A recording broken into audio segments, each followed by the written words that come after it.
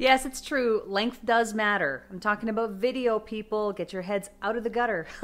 Video length does matter.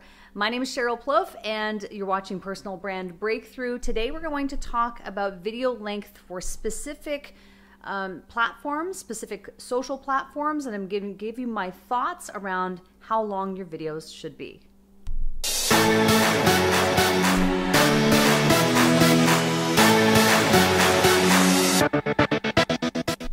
So here's the thing. I just got back from grocery shopping, so I've got groceries all over the place, and I'm actually standing next to the stove for a specific reason, because I'm actually going to set a timer on my stove that's going to help illustrate a point today. And I want to talk about length of videos. I was just in North Carolina for a couple of days. This topic came up. I did a meetup yesterday. This topic came up. This topic comes up a lot. And I think it's because we as entrepreneurs, as business owners, when we're creating content, we want to have boundaries, right? It's important for us to feel like we have some boundaries around this.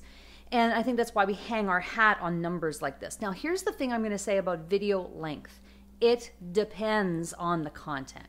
I'm going to give you some idea of boundaries that you can set for yourself for a variety of platforms today, but I do want you to always be keeping in mind that it depends on the video.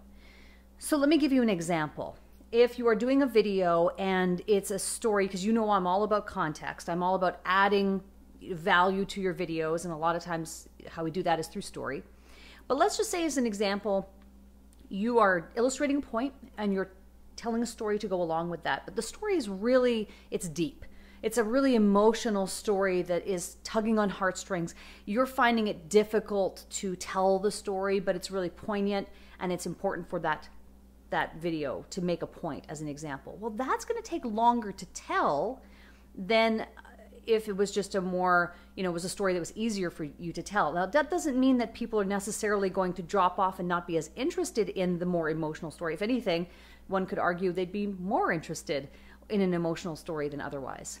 So I want to give you that example. So it doesn't mean that the numbers will necessarily tail off in terms of video length, when people drop off on viewing your video, if it's something really that's compelling to them. And that varies from video to video. That's just an example. So what I want to do is talk about why it's important to consider video length, and that's because people do drop off. They're interested, and then they're busy. They're going grocery shopping. They're doing things with their lives, right? And so we need to keep their attention, and then it drops off afterwards. So let me show you what some of the guidelines are, and I'm just going to set my timer, because what I want to do is I want to go through the content of this video as a demonstration in 2 minutes or less. Okay? So, so the totality of this video, because I had to set it up and give you the premise, is going to be a bit longer. So let me just set this up, and I'm going to hit start. So I'm on the clock now for 2 minutes. So let me give you the premise of what some time constraints could be for specific platforms. For example, on Facebook, your videos, you want to aim for something between 1 and 2 minutes long. Again, it can be a little bit longer depending on the topic, and how you're explaining that or adding context to it, but that's a general guideline. Anything over 2 minutes and it starts to fall off a little bit. The thing is, with Facebook, there are 8 billion videos being watched on Facebook every day. So it's a platform you want to be on, trying to stay within that 1 to 2 minute time frame. On Twitter, the indication is that 45 seconds is a really good length of time for a Twitter video. And I don't use video on Twitter all that much, but that's what the consensus is. Now on YouTube, we would like to go for 2 minutes. A 2-minute video on YouTube is ideal. The thing is that if it's something technical, if it's something demonstrative, it's something that you are doing a tutorial, you may need to go a little longer. If you go over 2 minutes, it's okay on YouTube in certain situations, especially in those aforementioned ones. But there's some indication that it does tail off after 2 minutes, but then there's a bit of a how do you say it? It goes the same between, say, 6 and 12 minutes, that there's not that much of a drop off. After 12 minutes, then there's a drop off on YouTube. So just think to yourself, okay, if I could stay in that that 2 minute range on YouTube, but if it's something really meaty and something really interesting, I could go a little bit longer, but knowing that 12 minutes into it, it's going to tail off. And the last one is, whoops, take that off. And the last one is Instagram. You can do a 60-second video on Instagram, but indication is that after 30 seconds, people really start to tail off and start to lose interest.